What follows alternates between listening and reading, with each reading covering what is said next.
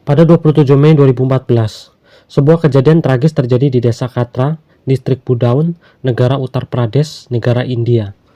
Dua gadis remaja ditemukan meninggal dalam keadaan yang sangat mengerikan. Peristiwa ini mendapatkan sorotan dari media massa di seluruh dunia, memicu perdebatan dan kontroversi yang berlangsung panjang. Awalnya laporan mengklaim bahwa kedua gadis tersebut diperkaos dan dibunuh.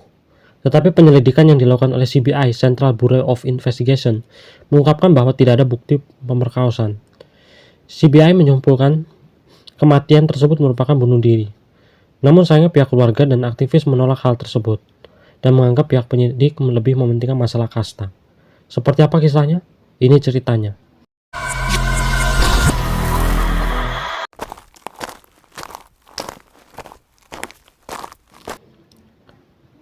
Perbedaan pendapat muncul mengenai klasifikasi kasta dari keluarga korban. Dan beberapa laporan menyatakan bahwa mereka termasuk dalam kasta Dalit. Sementara laporan selanjutnya menyangkal klaim tersebut. Ketidakpastian ini menimbulkan pertanyaan mengenai potensi bias dan pengaruh pada penyelidikan. Kasus ini mendapatkan perhatian internasional dengan organisasi kemanusiaan seperti Save the Children India mengecam kekerasan terhadap kelompok marginal. Penyelidikan CBI mengungkapkan bahwa gadis yang lebih tua memiliki hubungan romantis dengan seorang pria bernama Papu Yadav yang mendukung kesimpulan bunuh diri. Kontroversi seputar kasus ini berlanjut dengan pertanyaan yang masih belum terjawab mengenai kebenaran dari kejadian tersebut. Peristiwa ini meng-highlight tantangan dalam menyelidiki kejahatan seksual dan mencari keadilan bagi korban, terutama di konteks sosial yang kompleks dan rawan bias. Kedua anak perempuan itu adalah saudara sepupu. Mereka menghilang pada malam tanggal 26 Mei 2014. Ketika mereka meninggalkan kediaman mereka dan diduga diculik, diduga menyebutkan bahwa para gadis tersebut pergi ke area terbuka karena tidak ada fasilitas sanitasi di rumah mereka. Orang tua dari anak-anak tersebut segera melaporkan hilang anak-anak mereka, namun laporan resmi mereka diduga tidak ditindaklanjuti oleh petugas. Berdasarkan beberapa sumber, Sohan Lal, ayah dari salah satu korban dan paman dari korban lainnya, menyatakan bahwa dia mendatangi kantor polisi sekitar tengah malam, memohon bantuan untuk menemukan para gadis tersebut. Tetapi dua petugas polisi yang bertugas menolaknya dan mengejeknya, dan menyuruhnya kembali keesokan paginya. Kisah mengenai kejadian tersebut berbeda-beda. Beberapa sumber mengatakan bahwa seorang anggota keluarga telah menyaksikan penculikan tersebut, dan melaporkan kejadian tersebut kepada ayah dari salah satu gadis tersebut. Salah satu media berita menyatakan bahwa sang ayah menyebutkan bahwa keluarganya pergi ke kediaman tersangka dan tersangka mengakui telah menculik para gadis tersebut tetapi menolaknya untuk melepaskan mereka. Sang ayah juga menyatakan bahwa ada petugas polisi yang berada di kediaman tersebut saat itu. Beberapa jam kemudian, jenazah para gadis tersebut ditemukan tergantung di pohon sekitar 1 km dari rumah mereka. Sejumlah besar penduduk desa berkumpul di lokasi kejadian itu untuk mencegah polisi mengambil jenazah karena khawatir polisi akan mengklaim bahwa para gadis tersebut telah bunuh diri. Keluarga korban telah menegaskan bahwa polisi melindungi para pelaku. Pada tanggal 29 Mei 2014, Kepala Polisian Badaun, Mansi Chauhan, menyatakan bahwa pemeriksaan jasad telah menunjukkan bahwa para gadis tersebut menjadi korban pemerkosaan dan meninggal akibat digantung. Dan sampel genetik telah dikumpulkan untuk membantu mengidentifikasi pelaku. Pada tanggal 1 Juni dilaporkan bahwa 3 orang pria bernama Papu Yadav, Audes Yadav, dan Urves Yadav telah ditangkap dan mereka mengakui perbuatan mereka dalam kasus pelecehan seksual dan pembunuhan. Sementara polisi terus mencari 2 tersangka lainnya. 2 petugas keamanan Chhatrapal Yadav dan Sarves Yadav dituduh terlibat dalam konspirasi kriminal dan dipecat sebagai akibat dari insiden tersebut. Namun Puspa Latapan, petugas medis yang melakukan pemeriksaan jasad, mengakui bahwa dia belum memiliki pengalaman dalam melakukan pemeriksaan tersebut sebelumnya. Tetapi dia melakukan karena diperintah. Proses ini dilakukan pada malam hari yang biasanya tidak diizinkan.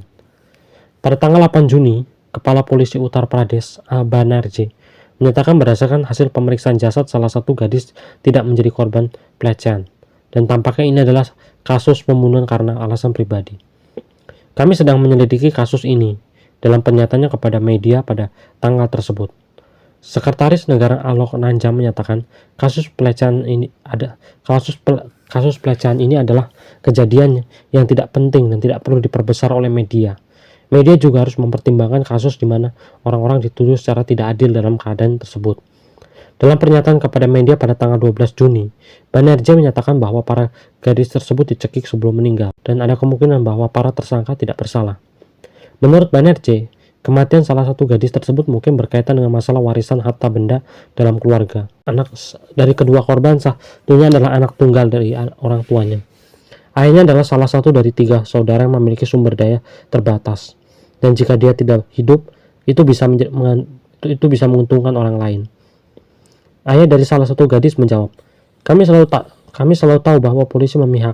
Mereka mencoba menjebak keluarga kami untuk melindungi para tersangka yang semuanya adalah Yadav. Kami akan meninggalkan desa ini dan pergi ke Delhi untuk memperjuangkan keadilan.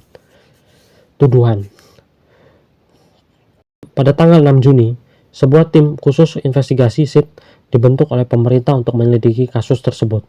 Tim tersebut mengunjungi desa dan melakukan wawancara dengan saksi mata. Pada tanggal 12 Juni, Biro Investigasi Nasional (CBI) memulai penyelidikan dan mengajukan laporan resmi mengenai kasus tersebut. Pada tanggal 8 Juli, pemeriksaan ulang terhadap jasad kedua gadis tersebut diperintahkan oleh CBI. Pada tanggal 15 Juli, beberapa media melaporkan bahwa CBI sedang menyelidiki perbedaan yang mencurigakan.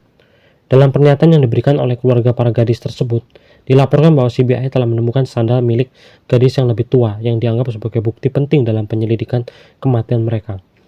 Berdasarkan laporan, keluarga tersebut diduga menyembunyikan informasi mengenai keberadaan ponsel milik gadis yang lebih tua dan baru-baru ini. Sekitar 20 hari yang lalu, menyerahkan kepada CBI dalam kondisi yang rusak parah. CBI telah melakukan uji kebohongan terhadap anggota keluarga dan para tersangka. Uji kebohongan menunjukkan bahwa kelima tersangka mengatakan yang sebenarnya. Namun saksi utama Nazru alias Baburam gagal dalam uji kebohongan. Pada tanggal 17 Juli, CBI menginformasikan bahwa mereka akan menggali kembali jasad kedua korban pada tanggal 20, dengan syarat mendapatkan izin yang diperlukan dari pengadilan. Berdasarkan rekomendasi dari Dewan Medis All Indian Institute of Medical Science untuk melakukan pemeriksaan ulang dan melanjutkan penyelidikan lebih lanjut. Namun pada tanggal 20 Juli dilaporkan bahwa naiknya permukaan air di Sungai Ganga telah menyebabkan banjir di area pemukiman sehingga jasad tidak dapat ditemukan. sehingga penggalian kembali menjadi tidak mungkin dilakukan. CBI kemudian akan menggunakan analisis genetik terhadap barang-barang pribadi para gadis tersebut dan hasil usap pada kemaluannya yang diambil pada saat kematian mereka. Keadaan kasus dugaan kekerasan seksual dan pembunuhan menjadi semakin rumit ketika keluarga kedua korban mengungkapkan kepada CBI bahwa laporan polisi awal didasar pada informasi yang salah diberikan oleh Nazru, paman dari gadis tersebut.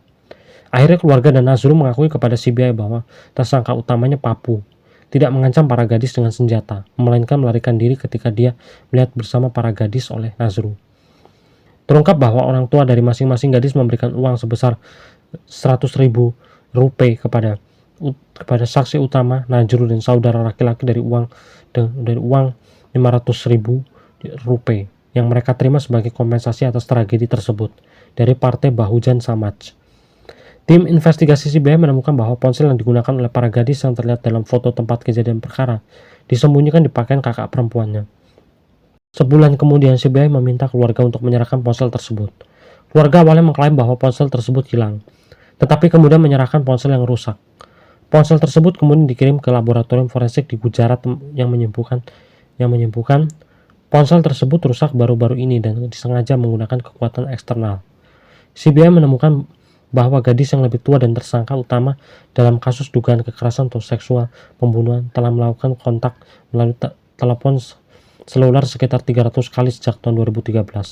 Juru bicara CBI mengumumkan jika mereka tidak akan mengajukan tuntutan terhadap kelima tersangka karena hasil tes forensik telah mengesampingkan adanya kekerasan tersebut. CBI tidak mengesampingkan kemungkinan pembunuhan dengan mengatakan, namun kami belum memberikan informasi yang jelas kepada siapapun. Meskipun kekerasan seksual telah dikesampingkan, pembunuhan belum kami selidiki mengenai masalah ini. Ayah dari salah satu gadis memprotes keputusan tersebut dengan mengatakan bahwa salah satu tersangka telah mengakui secara terbuka pada saat kejadian bahwa penundaan pemeriksaan ulang jasad ditunda hingga hal tersebut tidak mungkin dilakukan karena naik ke permukaan air sungai, dan bahwa tidak memiliki bukti bahwa pakaian yang digunakan untuk tes DNA adalah milik para gadis. CBI mengumumkan dalam konferensi pers pada tanggal CBI mengumumkan dalam konversi pers pada tanggal 27 November 2014 bahwa setelah penyelidikan selama 5 bulan, mereka menyimpulkan bahwa kedua sepupu tersebut tidak mengalami kekerasan seksual dan pembunuhan seperti yang dikatakan polisi pada awal, melainkan bunuh diri. Menurut penyelidikan mereka, melalui penggunaan catatan telepon diketahui bahwa gadis yang lebih tua sebenarnya memiliki hubungan romantis dengan Papi Yadav yang berusia 20 tahun.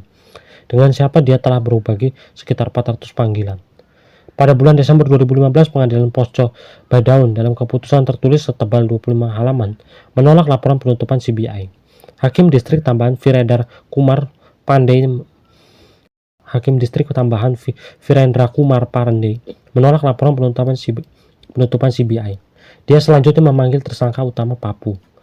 Laporan CBI telah dipertanyakan oleh beberapa penduduk desa setempat dan Asosiasi Wanita Demokrat Seluruh India yang berafiliasi dengan Partai Komunis India, Partai Aam Admi, mengklaim bahwa tindakan tersebut adalah upaya menutup-nutupi untuk menghindari kecaman internasional dan pengakuan atas situasi hukuman dan keterlibatan yang tidak baik.